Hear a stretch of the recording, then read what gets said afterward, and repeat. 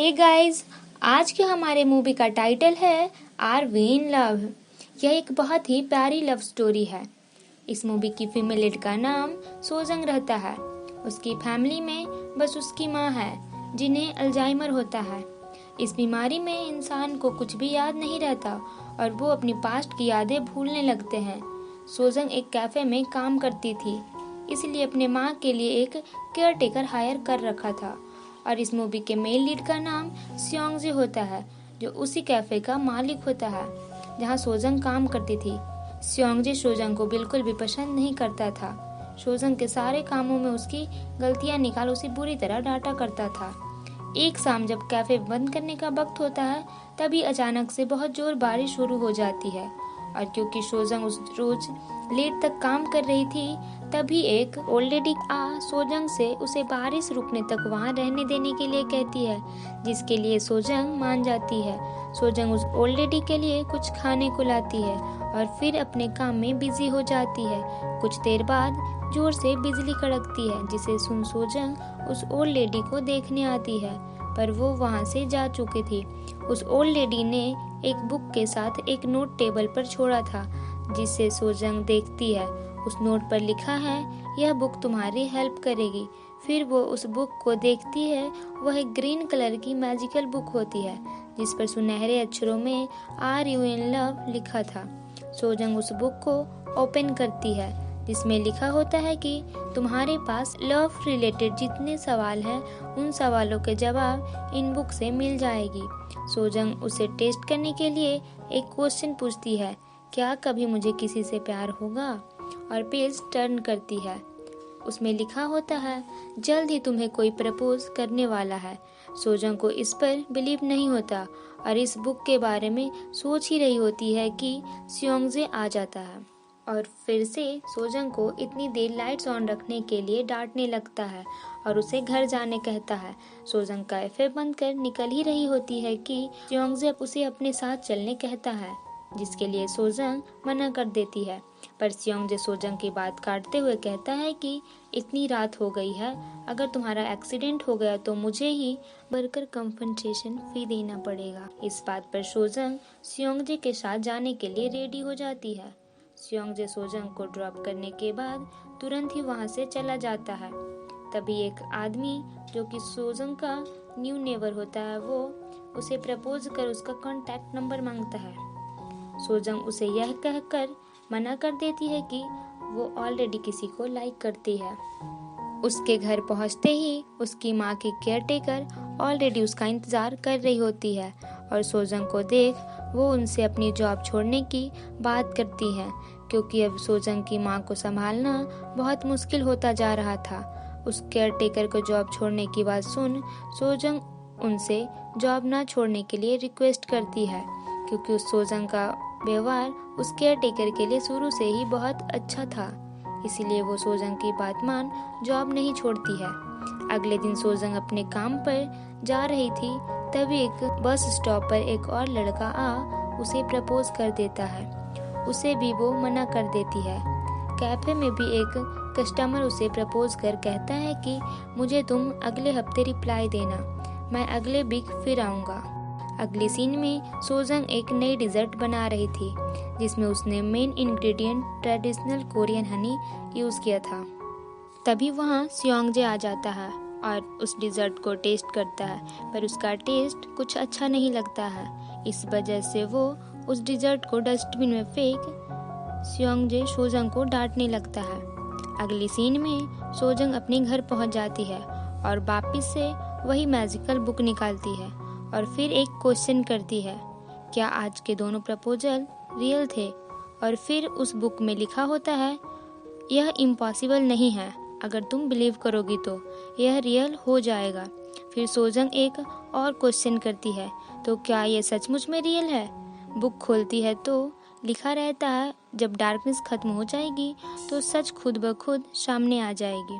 अगले दिन काम खत्म होने पर सोजंग, सियोंगजे और बाकी के 2 वर्किंग स्टाफ ड्रिंक करने जाते हैं। सोजंग ने बहुत ज़्यादा ड्रिंक कर लिया होता है। बाकी के जो 2 वर्कर होते हैं, वो सोजंग से उसके डेटिंग लाइफ के बारे में पूछने लगते हैं। क्योंकि सोजंग नशे में होती है, वो नशे के हालत में ही उन्हें यह जवाब देती है कि मेरे लाइफ में कोई पार्टनर नहीं है, क्योंकि मेरे पार्टनर के पास उसकी पार्टनर है। यहाँ सोजंग स्योंगजे और एना, जो कि स्योंगजे की बहन होती है, उसकी बात कर रही थी, क्योंकि सोजंग हमेशा स्योंगजे और एना के साथ देख जेलसली फील किया करती थी। और यहाँ पता चलता है कि सोजंग स्योंगजे को लाइक करती है। तभी वहाँ एक और आदमी सोजंग को प्रपोज कर देता है, पर उसे भी सोजंग मना कर देती है।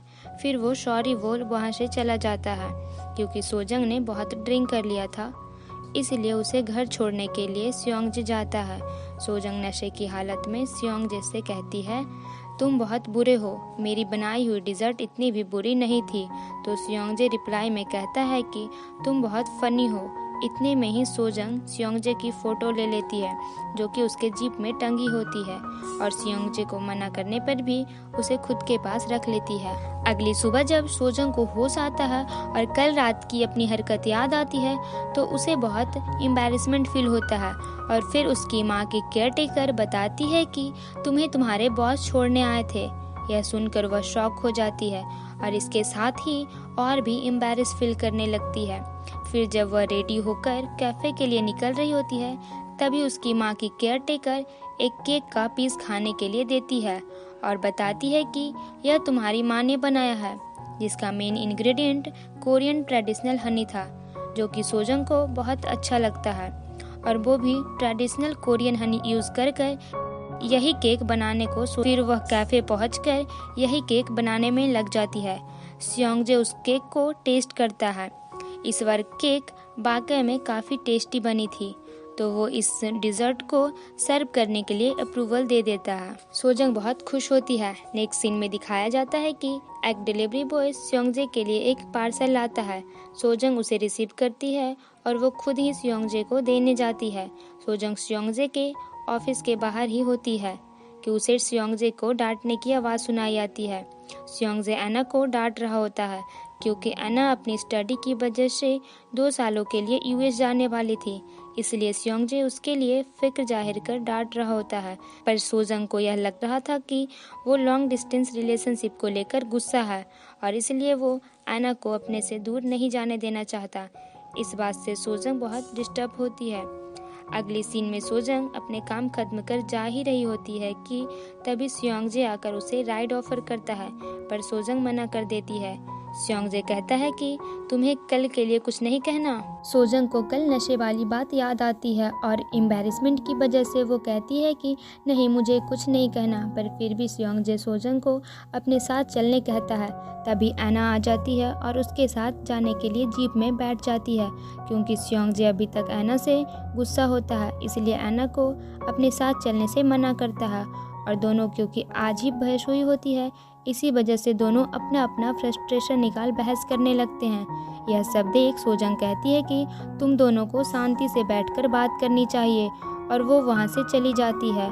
उसी रात स्योंगजे ने बहुत ज़्यादा ड्रिंक कर लिया होता है और वो एक टैक्सी बुक कर सोजंग के घर आकर उसे प्रपोज कर देता है।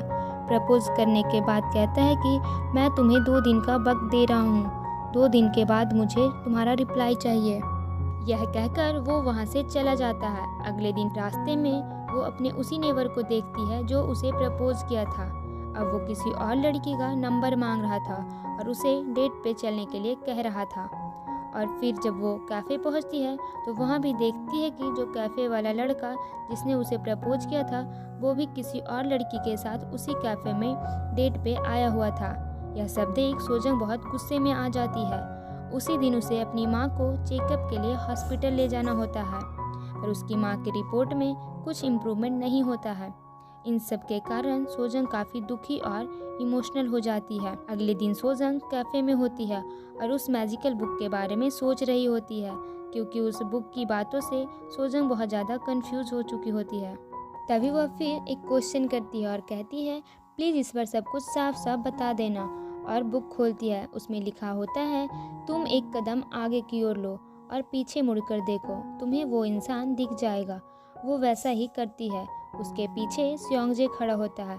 यह सब देख सोजंग पैनिक हो बुक वहीं छोड़ वहाँ से चली जाती है। स्योंगजे वो बुक उठाता है और उसे खोलता है। उसमें लिखा होता है, तुम ऑलरेडी उसे प्यार करने लगे हो। अगली सीन में सोजंग का ध्यान इन्हीं सारी बातों में लगा होता है और उसके ध्यान किचन में न होने की वजह से किचन में आग लग जाती है। आग बुझाने की वजह से स्योंगजे का हाथ थोड़ा जल जाता है और वो बेहोश हो जाता है। उसे हॉस्पिटल ले जाया जाता है। सोजंग उसके लिए बहुत परेशान होती है, पर थैंकफुली उसे ज़्यादा चोट नहीं आई होती है। वो बिल्कुल ठीक हो जाता है। फिर वो ऐना के साथ कैफ़े चला आता है क्योंकि सोजंग उसके साथ आने से मना कर देती है। सोजंग हॉस्पिटल से कैफ़े वापस आती है और बाकी के स्टाफ को बताती है कि बॉस बिल्कुल ठीक है। बातों ही बातों में स्टाफ सोजंग को बता देते हैं कि ऐना स्योंगजे के ट्विन सिस्टर है। इसी वजह से दोनों फ्रैंकली बात करते थे, जिससे ऐसा नहीं लगता था कि दोनों भाई बहन हैं। सोजंग यह बात सुनकर शॉक हो जाती है क्योंकि स्योंगजे ने पहले ही सोजंग को प्रपोज कर दिया था। इसी वजह से वो सोचने लगती है कि क्या स्योंगजे सच में उसे लाइक करता है। फिर वो वही मैजिकल बुक खोलती है।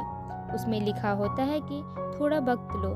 सोजंग फिर कंफ्यूज हो जाती है और नेक्स्ट डे स्योंगजे सोजंग का कैफे में इंतजार कर रहा था। सोजंग के कैफे पहुंचते ही स्योंगजे अपने प्रपोजल का रिप्लाई मांगता है और फिर उसे बेवकूफ़ का फिर से डांटने लगता है। सोजंग कहती है, मुझे थोड़ा वक्त चाहिए सोचने के लिए, और वो वहाँ से चली जाती है। नेक्स्ट डे स्योंगजे फिर सोजंग का वेट कर रहा होता है। सोजंग के कैफ़े पहुँचते ही फिर से स्योंगजे उसका रिप्लाई मांगता है और फिर सोजंग उसकी बात को टाल चली जाती है। फिर नेक्स्ट सीन में ऐना सोजंग से मिलती है और बताती है कि स्योंगजे को जापान से वरिस्टा लेक्चर अटेंड करने का इनविटेशन आया है, जो कि उसके कैरियर के लिए बहुत इम्पॉर्टेंट है, पर उसने तुम्हारी वजह से इस ऑफ़र को एक्सेप्ट नहीं कर रहा है। यह बात जानकर सोजंग बहुत शॉक हो जाती है और उसे बुरा भी लगता है।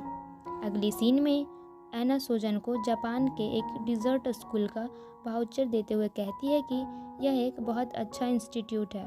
तुम्हारे बनाए डिज़र्ट काफ़ी अच्छे होते हैं, इसी वजह से मैंने तुम्हारा नाम यहाँ रिकमेंड किया है। तुम्हें वहाँ फ्री इनरोलमेंट मिल जाएगा। यह अपॉर्चुनिटी सोजंग के कैरियर के लिए बहुत बड़ी होती है, पर वो उस वक्त कोई रिप्लाई नहीं दे पाती है। एक्चुअली में उस वक्त वो अपनी माँ के बारे में सोच रही होती है।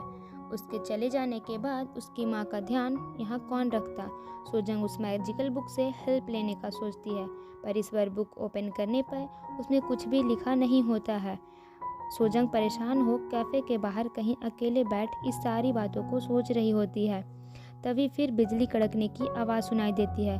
उस रोज़ भी बिजली कड़कने की आवाज़ सुनाई दी थी जिस दिन वो ओल्ड लेडी मैजिकल बुक छोड़ कर गई थी। सोजंग हड़बड़ाते हुए कैफ़े पहुंचती है और वहां जा वो बुक ढूंढती है, पर बुक उसे नहीं मिलती है। स्योंगजे के पूछने पर कि वो क्या ढूंढ रही है, सोजंग बताती है कि ग्रीन कवर की बुक ढूंढ रही है। स्योंगजे बताता है कि वो बुक एक ओल्ड लेडी आकर ले गई। तभी कैफ़े में एक कॉल आता है। कॉल पर सोजंग की माँ की केयर टेकर होती है। वो बताती है कि उसकी माँ कहीं चली गई हैं, मिल नहीं रहे हैं। सोजंग परेशान होकर अपनी माँ को ढूंढने के लिए निकल जाती है, पर उसे उसकी माँ कहीं नहीं मिलती है। तभी उसे कैफ़े से कॉल आता है। सोजंग कैफ़े जाकर देखती है तो उसे उसकी माँ वही मिलती है। स्योंगजे सोजंग की माँ से बात करने की कोशिश करता है, पर सोजंग की माँ स्योंगजे को कोई भी रिप्लाई नहीं दे रही होती है और वहाँ चुपचाप खड़ी होती है। तभी सोजंग सभी लोगों को वहाँ बताती है कि वही उसकी माँ है। स्योंगजे उन्हें राइड ऑफर करता है, पर सोजंग मना कर देती है। अगले दिन सोजंग बहुत सोचने के बाद उस डिज़र्ट इंस्टीट्यूट की अपॉर्चुनिटी को एक्सेप्ट करने से मना कर देती है और फिर वो स्योंगजे से अपनी फीलिंग कन्फेस कर लेती है और स्योंगजे को अपनी कैरियर रिस्क में डालने से मना करती है और इसी वजह से स्योंगजे को डेट करने से मना कर देती है। इस बात से स्योंगजे और सोजंग दोनों ही बहुत दुखी होते हैं। अगले दिन स्योंगजे जापान के लिए निकल जाता है और फिर हमें 6 मंथ बाद की सीन दिखाई जाती है। सोजंग काफ़ी कुछ सीख चुकी थी, अब और भी ज़्यादा अच्छे डिज़र्ट बनाने लगी थी। स्योंगजे जापान से लौट आया था, पर वो अभी तक कैफ़े नहीं आया था। सोजंग को लगता है वो उसी की वजह से कैफ़े नहीं आ रहा और वो रेजिग्नेशन देने का सोचती है। पहले तो वो रेजिग्नेशन लेटर अपने वर्कर के थ्रू स्योंगजे को देने का कोशिश करती है, पर वर्कर्स मना कर देते हैं। फिर उसे खुद ही रेजिग्नेशन लेटर देने स्योंगजे का घर जाना पड़ता है और वो लेटर डोर के बाहर ही छोड़ चली आती है। सियोंगजे को वो रेजिग्नेशन लेटर मिल जाता है। फिर अगले दिन सोजंग जब अपने घर से बाहर आती है तो उसे वही मैजिकल बुक उसकी साइकिल के बकेट में रखा होता है। वो उस बुक को खोलती है। उस बुक में लिखे लाइंस को पढ़ते ही वो तेजी से सियोंगजे से मिलने जाती है। अगले सीन फ्लैशबैक का दिखाया जाता है, जहाँ सियोंगजे एक बुक में कुछ लिख रहा होता है जो कि उसी मैजिकल बुक की तरह होता है। वो अपनी बहन एना की बात याद कर रहा होता है और यहाँ हमें पता चलता है कि उस बुक का आइडिया एना ने दिया होता है। सीन प्रेजेंट में शिफ्ट होता है और दिखाया जाता है सोजंग सियोंगजे से मिलने आ चुकी है। सियोंगजे कहता है कि तुम मुझे पसंद करो या ना करो, मैं तुम्हारा रेजिग्नेशन लेटर एक्सेप्ट नहीं करूँगा। सियोंगजे के इस बात पर सोजंग मुस्कुराते हुए अपना सर हाँ में हिलाती है। फिर सियोंगजे कहता है, तुम्हारी क्या दिक्कत है? क्या तुम चाहती हो मैं तुम्हारी सैलरी बढ़ा दूं? सोजंग ना में सर हिलाते हुए कहती है। सियोंगजे पूछता है, क्या तुम अब भी मेरे साथ अनकंफर्टेबल हो? सोजंग शर्माते हुए मुस्कुराती है और सियोंगजे सोजंग को हग कर लेता है और हमें फिर फ्लैशबैक में दिखाया जाता है कि वो बुक जो सोजंग को अपने बकेट में रखी मिली थी वो कोई मैजिकल बुक नहीं थी, बल्कि वो एक कस्टमाइज्ड बुक थी जो कि सियोंगजे ने अपनी फीलिंग सोजंग से कन्फेस करने के लिए बनवाई थी, क्योंकि वो काफ़ी वक्त से सोजंग को लाइक करता था पर वो अपनी फीलिंग कन्फेस नहीं कर पा रहा था। उस बुक में सोजंग की एक तस्वीर रहता है, उसके नीचे लिखा होता है yes I am in love. यह वही लास्ट मैसेज होता है जिसे पढ़ सोजंग सियोंगजे से मिलने आ जाती है। लास्ट सीन में हमें दिखाया जाता है कि सोजंग की माँ स्माइल कर रही होती है। इससे हमें पता चलता है कि अब उनकी माँ की कंडीशन पहले से अच्छा है और मूवी यहीं एंड हो जाती है। Thanks for watching. Bye bye, take care.